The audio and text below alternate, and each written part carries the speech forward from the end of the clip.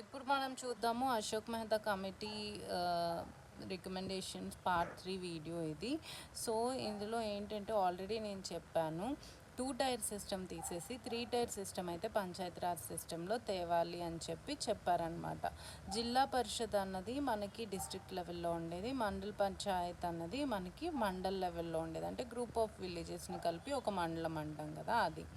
అయితే ఒక డిస్ట్రిక్ట్ అన్నది ఫస్ట్ పాయింట్ అవ్వాలి for decentralisation under popular supervision below the state level కింద వచ్చేది. స్టేట్స్ కింద ఏమొస్తాయి? డిస్ట్రిక్ట్స్కే కదా. సో డిస్ట్రిక్ట్సే డీసెంట్రలైజేషన్కి ఫస్ట్ పాయింట్ అవ్వాలి అని చెప్పారు. ఈ పాయింట్ అంత ఇంపార్టెంట్ కాదండి. జిల్లా పరిషత్ అన్నది ఎగ్జిక్యూటివ్ బాడీ అవ్వాలి. సో అది జిల్లా పరిషత్తే ఈ ప్లానింగ్ ఏదైతే ఉంటుందో డిస్ట్రిక్ట్ లెవెల్లో ఇంప్లిమెంట్ చేయాలి అని చెప్పింది.